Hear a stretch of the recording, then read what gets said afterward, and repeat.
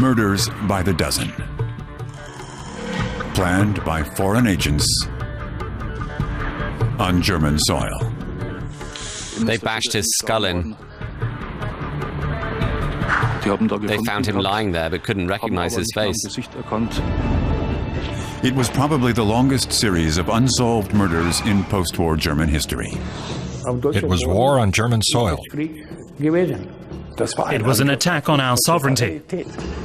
Yugoslav state-sponsored terrorism with German connivance. And politics with dirty hands. The men behind the terrorism felt safe. It was a game, all just a game. But now, for the first time, some former secret agents are behind bars. Top Yugoslav spies on trial in Munich. Maybe now Germany can start clearing up one of the bloodiest chapters in its post-war history.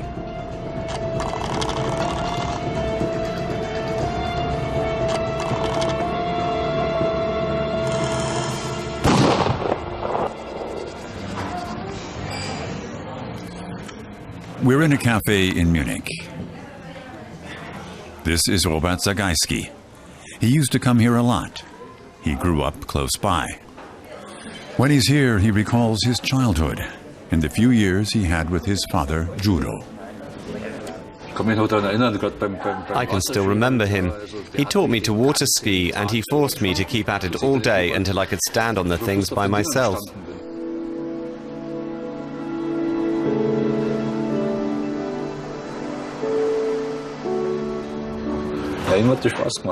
He enjoyed it. So did I. It was something special. You need things like that in life, and you never forget them.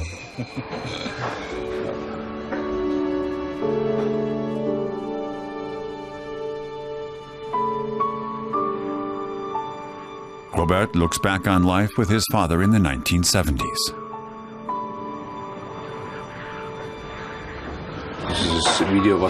This video, the little that exists of him now, the holiday memories and so forth, they're incredibly important. They still raise your morale.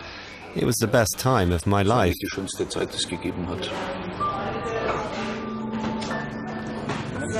Robert grew up in Bavaria. His parents came from what is now Croatia. He enjoyed a carefree youth. But all that changed in 1983 when his father was murdered. January 2014, Munich airport. A former Yugoslav agent is being extradited from Croatia to Germany. Was this man involved in the murder of Juro Zagajski and maybe other assassinations?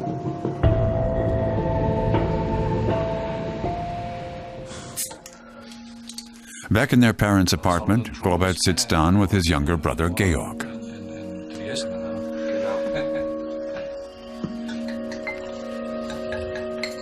When the two spend time together, they often talk about their father.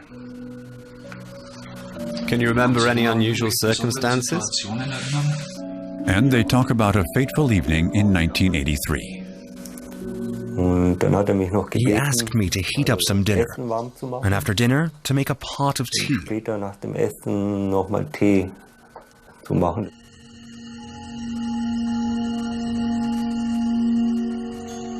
But the tea was never drunk.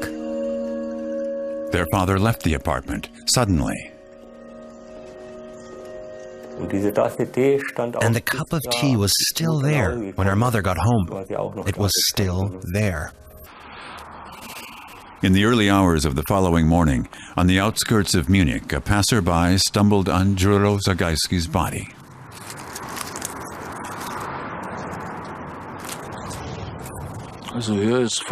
This was where my father was murdered more than 30 years ago.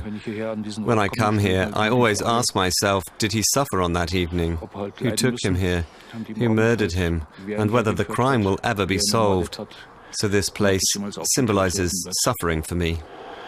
Deswegen ist dieser Ort eine Symbolik des Leidens für mich.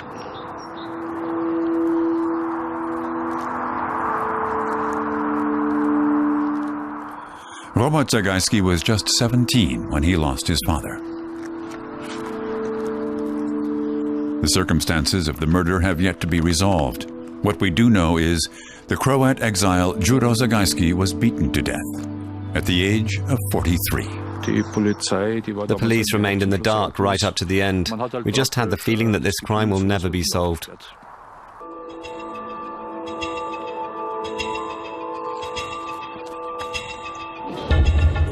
Munich, the scene of many of the crimes in what is now presumed to be the longest series of unsolved murders in Germany. 1968, near the central train station. 3 men were put to death in the offices of a newspaper for exiled Croats. In broad daylight. These were bloody years for exiled Croats living in Germany.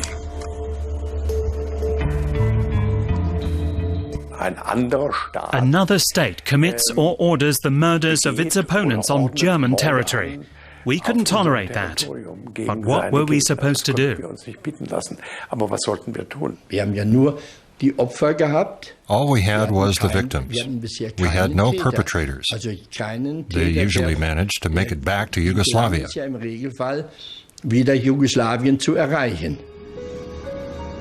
To Yugoslavia. The multi-ethnic socialist state was hounding dissidents in Cold War Europe, in places like West Berlin, or Stuttgart, or Frankfurt. Anywhere there was a large community of exiled Croats. By the end of the 1980s, about 30 of them had fallen victim to the campaign of murder. An underground war in the Federal Republic of Germany between Yugoslavia and Croat dissidents, many of whom were also radicalized. One important figure in this group was Robert Zagajski's father, a co-founder of the organization Croatian Revolutionary Movement. Robert believes his father was on his way here on the night of his murder. His group was planning an operation at the time.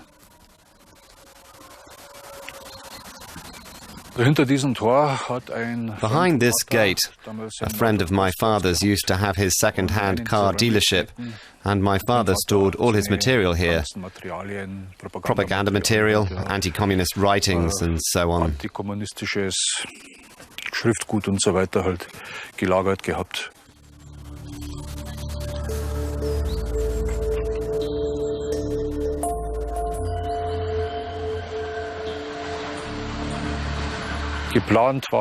Back then they were planning some, how can I phrase it carefully, attacks with explosives somewhere. Sprengstoffanschläge halt irgendwo. In Yugoslavia, where many Germans took their holidays and spent a lot of money. In the tourist areas, somewhere remote in the middle of the night, nobody was supposed to get hurt. The idea was to scare off tourists with bombs, so that the regime's main source of revenue would dry up, putting it under pressure. This was long before the multi-ethnic state of Yugoslavia actually broke up. The German authorities got wind of the Zagajski group's plans, and the police started investigating them for possession of explosives and membership of a terrorist organization. There certainly was resistance, especially among the Croats. And there were some who favored violent means. That's undisputed and proven. From the late 1960s onwards, hundreds of thousands of Yugoslav workers moved to Germany, attracted by the booming economy.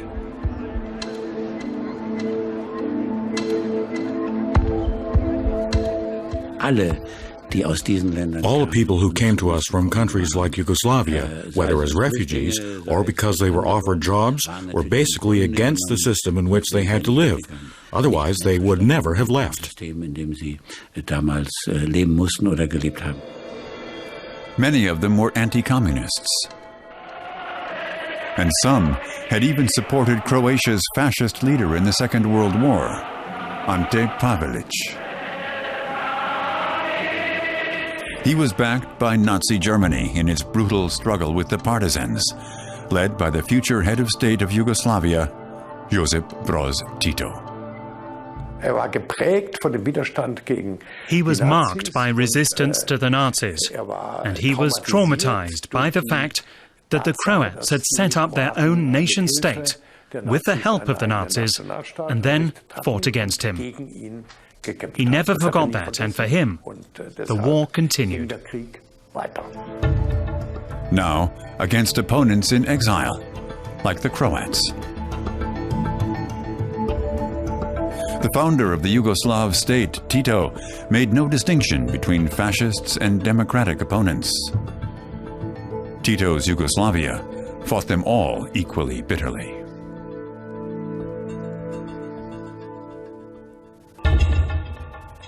This is a bullet. Caliber 7.65. Until recently, it was lodged in the head of Luka Kraljevic, behind his right eye, for some 30 years. Es ist schwer. It's tough, with no sight. Ohne Licht. Luka used to run a restaurant near Augsburg. That part of his life ended in December 1983. Ich habe gedacht, After it happened, I thought I would have been better off dead. tot als so. It was the evening Luka Kraljevic lost his sight. He was tidying up his restaurant. Outside the window, a dark figure lurked in the shadows.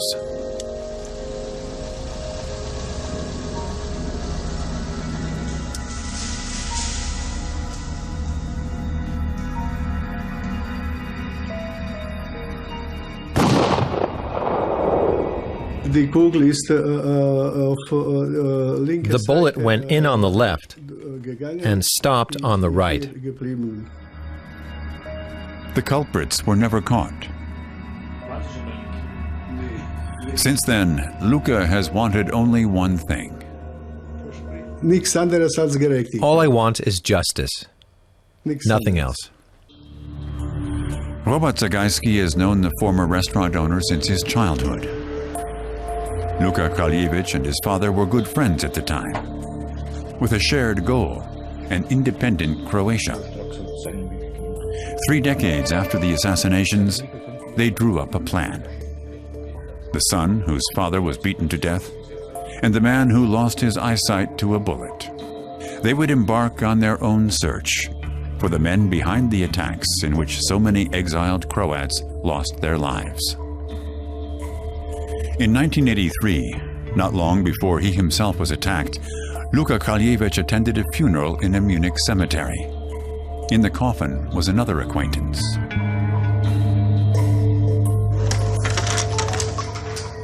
Stepan Jurekovic. For many years, he was a high-ranking manager and businessman in Yugoslavia, at the heart of the system. But he was secretly writing critical essays and books about the socialist regime. Eventually, he fled to Germany and published his writings.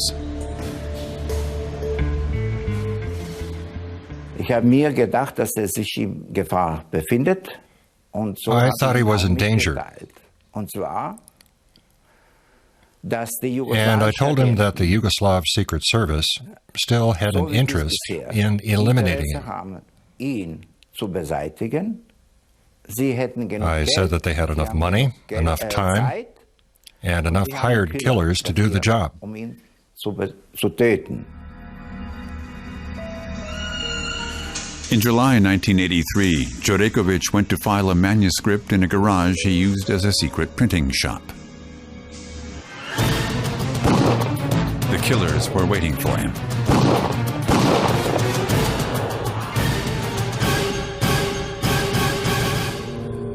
The bullets hit him in the right hand and the upper arms. When he tried to flee, he was shot twice in the back. He fell to the ground, and the killers beat his head in.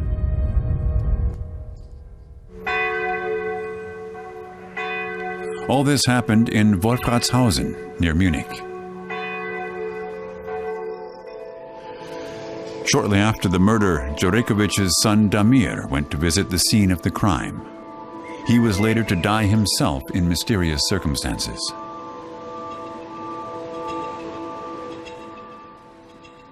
I'm not scared, but I am in great danger because there is no doubt that the Secret Service wants me dead in order to prevent me from engaging in my political struggle for liberation.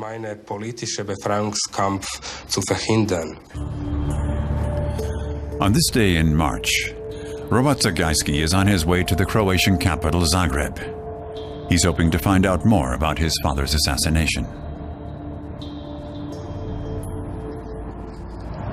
The reason is that for decades, I wouldn't say every day, but every week, I've had nights when I couldn't sleep. The thoughts keep me awake.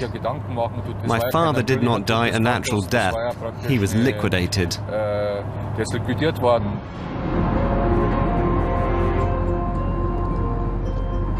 It would be great to find my inner peace, to achieve maybe some form of closure after all these years.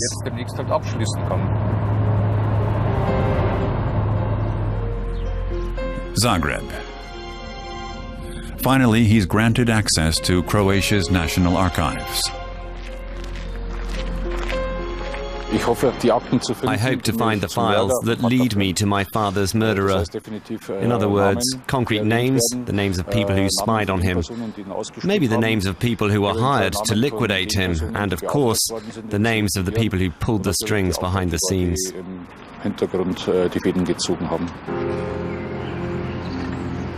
Robert Zagajski is banking on his father's files for a breakthrough. At the same time, in Zagreb, a man is engaged in a legal battle against his extradition to Germany. Zdratko Mustac, the former head of Yugoslavia's Secret Service. For many years, he was one of the central figures in the persecution of exiled regime critics.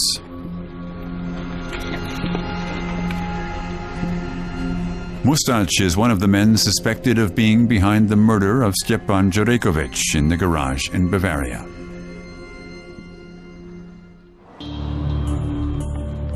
After hours going through the archives, Robert Zagajski emerges. He's read his father's file. The last page was always signed by Zdratko Mustac. Mustac was a key player. In the case of Robert's father, too. He also found out that some of his father's closest friends spied on him. His circle of friends was riddled with them, absolutely riddled. Words cannot describe it.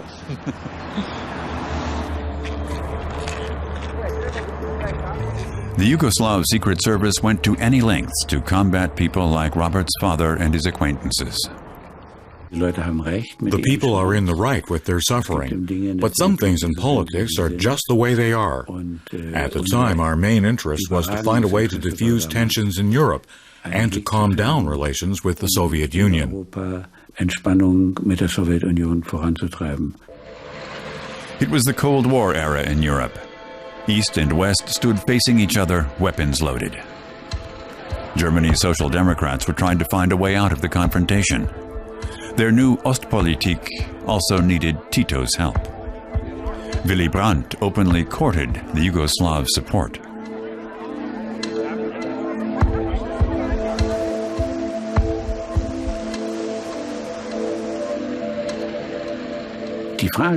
The issue of permeating the wall was an overriding one, especially as far as Yugoslavia was concerned, but also Romania too. And some things probably took a back seat to that. Tito's Yugoslavia was caught between East and West. West Germany rolled out the red carpet in its then capital, Bonn.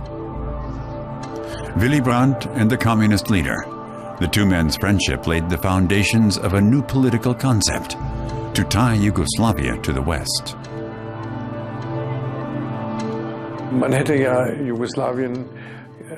We could have criticized Yugoslavia for being an authoritarian state, just like we did with East Germany or Poland or Soviet republics. But we held back. We spared Yugoslavia because we needed Yugoslavia.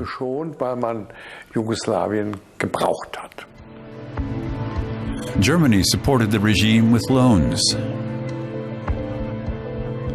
In the early 1970s, hundreds of millions of Deutschmarks flowed from Bonn to Belgrade. Meanwhile, the Yugoslav regime drew up a secret state directive for a special kind of war. The Secret Service was given the power to fight opponents of the state abroad. Signed, Josip Broz Tito. Yugoslavia built up a huge network of spies. Throughout the Federal Republic of Germany, Yugoslav agents shadowed exiled Croats.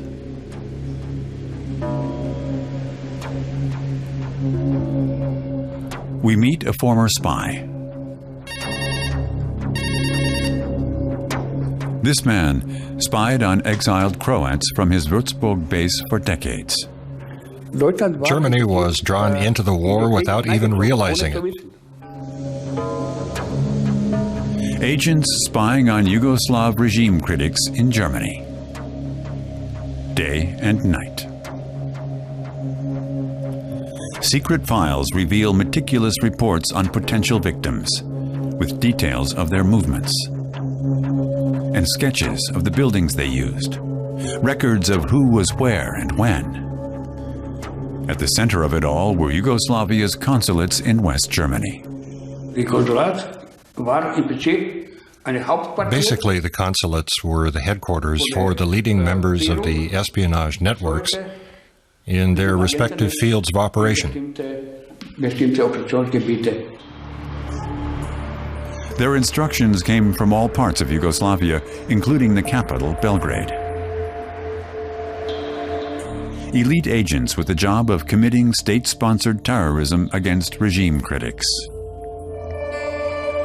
They also included Božidar Spasić, responsible for psychological warfare. This interview is his first on German television. For example, I'd go to my office in the Interior Ministry at 2 in the morning and call all the immigrants whose phone numbers I had. And I'd wake them with the words, "Did you hear? So-and-so was murdered." I was threatened several times. That included getting death threats by telephone. Twice. They called my wife, not me. The Secret Service drew up death lists and meticulously planned the murders.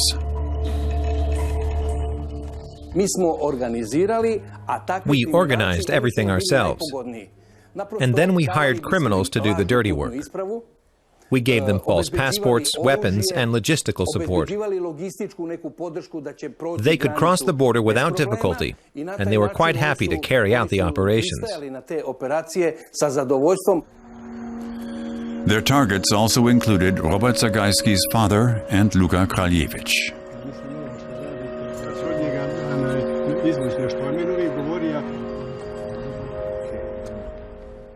They had to be liquidated. They were terrorists of the worst kind.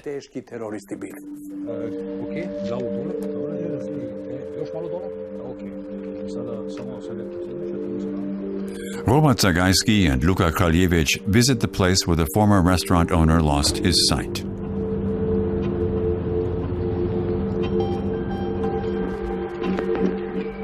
The village of Untertürheim, out in the Bavarian countryside. Police files show that Yugoslav agents were active here too. Luka Kraljević's restaurant used to be in this building. Today it's purely residential. This is where the agents tried to assassinate him. The first assassination attempt against you, where was that? They came in through the flat roof? Was that at the back of the house? Can you remember? Luka says he can't remember exactly, but he thinks there were at least 5 attempts on his life.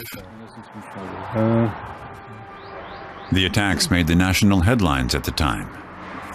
The multi-ethnic state of Yugoslavia would appear to favor addressing its domestic tensions abroad, preferably on German soil.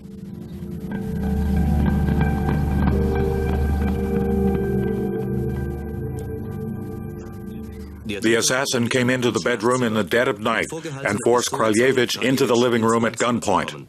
He pulled the door toward himself. I pulled it toward myself. Then he shot through the door 4 times. I thought my child had been hit and grabbed a blanket, opened the door, and stood there with the blanket in front of me. And there he was with his pistol drawn and pointed at me. I threw myself on him and we fought each other.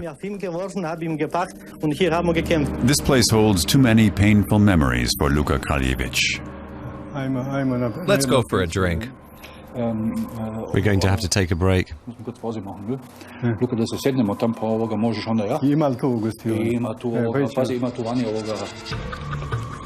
After the failed assassination bid in the bedroom, the attackers fled in panic.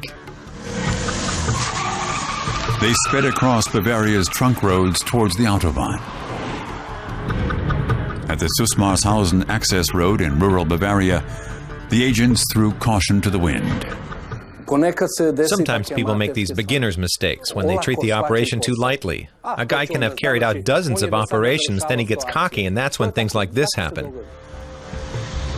The hired killers forgot all the rules in the Secret Service handbook. They stopped at the first Autobahn services and threw their weapons into the bushes. Everyone who carries out an operation is obliged to dispose of the weapon properly in a river, for example. The way this one worked out was very unpleasant for us. The pistols were found. For German police, it was the hottest lead in years. A gun dealer in Austria had sold the weapons to a Yugoslav firm, Universale. They were paid for by a front company in Vaduz, Liechtenstein. Destination, Belgrade, and the Ministry for Internal Security. Back then, we all agreed that we'd have to try to wiggle our way out of this one. The German police began asking awkward questions in Belgrade. They got their answer via Interpol, that the pistols had been stolen from the ministry during unrest in Kosovo. It was a cover-up. We thought up this story whereby the pistols were in a police truck that had been sent to quell unrest in Kosovo. Then we just gave that as the reason for the weapons being stolen. It was all nothing but lies.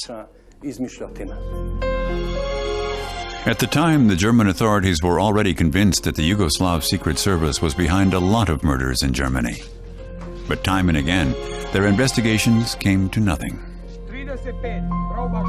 Until new leads turned up, decades later. About the garage murder in Wolfratshausen. In 2008, one of the culprits was sentenced to life for accessory to murder.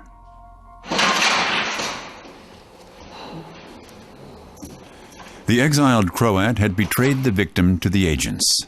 Now he's behind bars in Landsberg, Bavaria.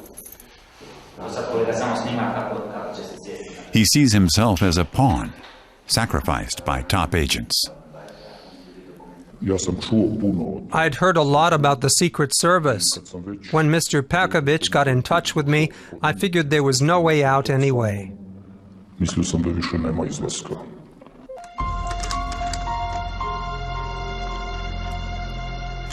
Perkovic, Josip Perkovic. The name keeps cropping up. He was the agent in charge. German investigators had been after him since 2005, with an arrest warrant and a big reward. He lived in Croatia, safe from extradition for decades. Josip Perkovic was still a free man in January 2014 when he gave his first TV interview to German television. For the first time, the secret agent admitted that he had run a network of spies and touts in the Federal Republic of Germany. Many.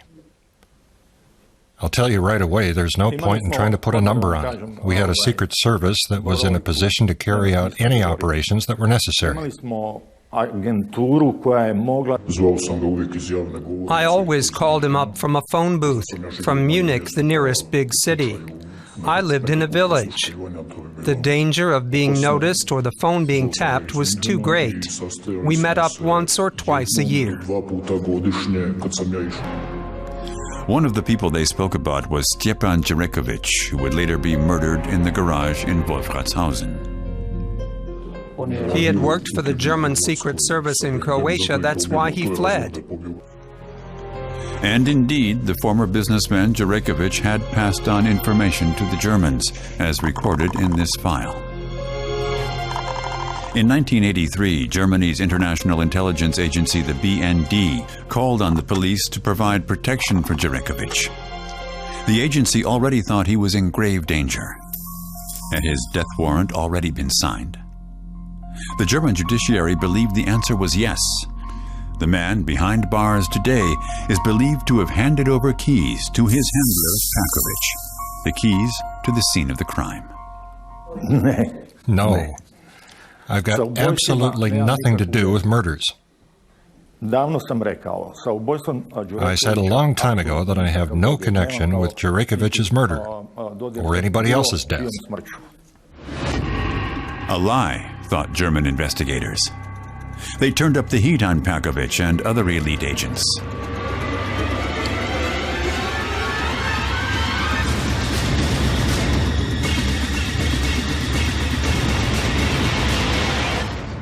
On July 1st, 2013, Croatia had reasons to celebrate membership of the European Union. But behind the smiles and the fireworks, trouble was brewing.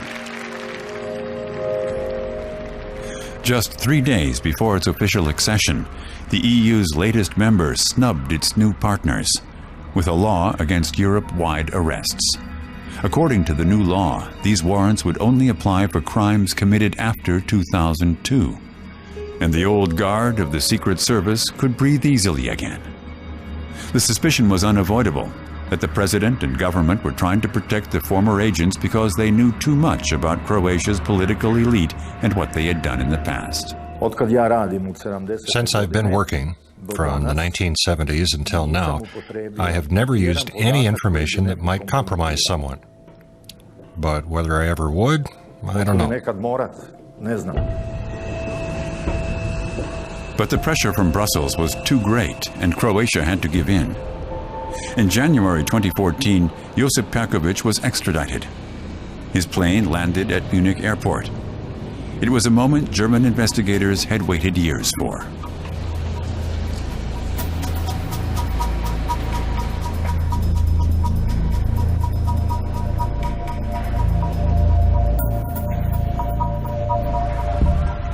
In Zagreb, the government and president battened down the hatches.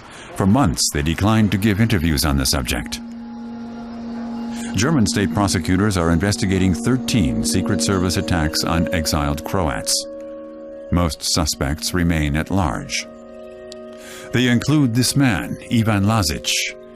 His address is no secret. Our investigations took us to Bosnia-Herzegovina, to the village of Udjarici.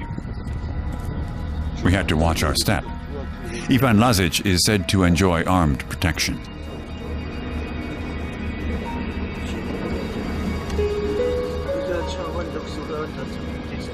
The former agent remains well connected to this day. Finally, we tracked him down while he was doing his shopping.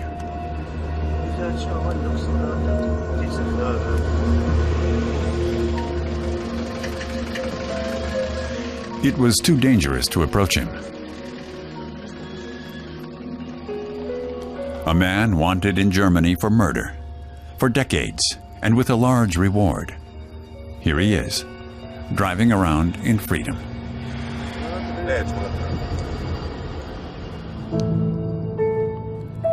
But there are suspects living in Germany, too. Robert Zagajski is on his way to Fürth, near Nuremberg, to visit a mysterious individual. Since he saw the file in Zagreb, Robert has known that this agent was sent after his father. This person, this gentleman, is very high-ranking. He's got information concerning this and many other cases.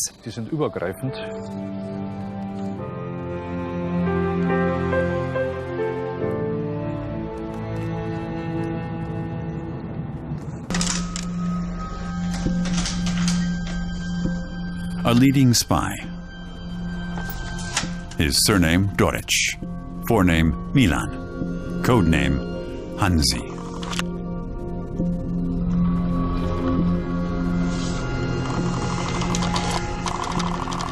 His file abounds with informers' reports, receipts, forged documents. The Yugoslav Secret Service provided him with an arsenal of weapons.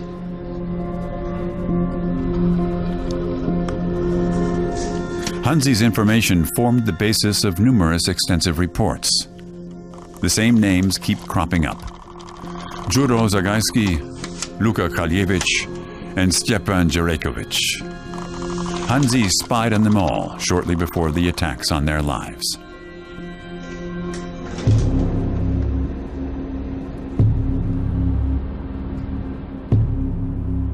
Robert Zagajski wants to confront him with this information.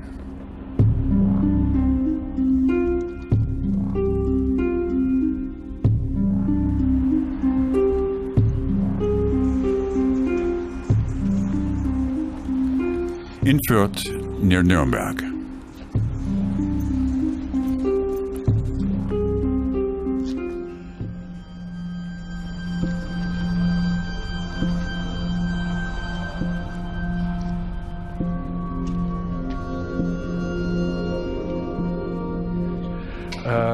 Moje ime je Zagajski Robert. Jaz sem sin od Đure Zagajskog, od pokojnoga. The former agent allows Robert Zagajski upstairs.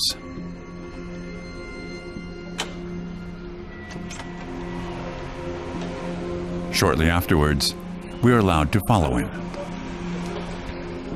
It's hard for me to say it to the man's son, but nobody innocent was murdered. Says the man who spied on Robert Zagajski's father and other victims for years, under the code name Hanzi. Okay, I knew his father well. He visited me and provided me with documents and this and that. So you were Hanzi. And in this report, based on information provided by Hanzi, you delivered information about Robert Zagajski's father shortly before he was assassinated. Who, me? You provided the information. That's not true. But it says so here. People can write whatever they like. How was I supposed to know if I had no contact with Zagajski? He was just a visitor. But you just said you knew him well. I knew him because he used to visit my restaurant. They would eat and drink and then drive off.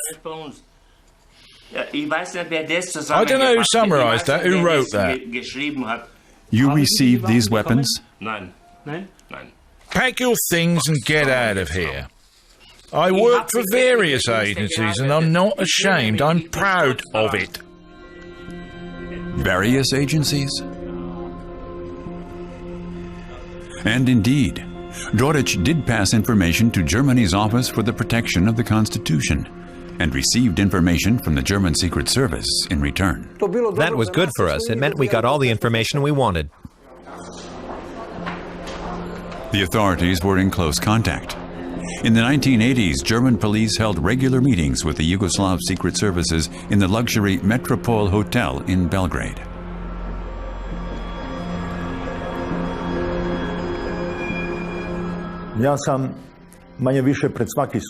Before every meeting at this level, I prepared information for exchange. The German side delivered, so to speak, and the Yugoslav side delivered.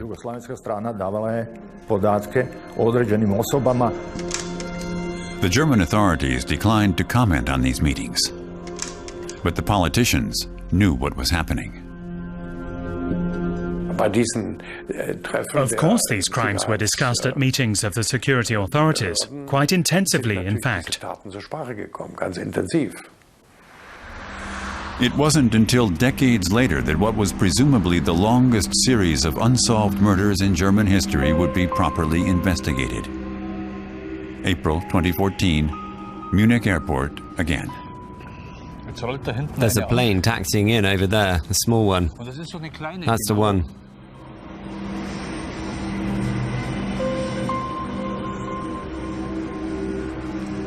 It's a big day for Robert Zagajski.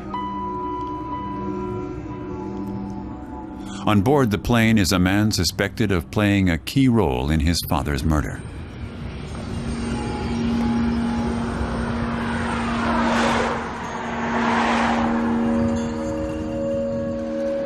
It's the second major extradition from Zagreb, after years of campaigning. It's the last chief of the Yugoslav Secret Service, Zdravko Mustač. He signed all the orders. It's a great feeling.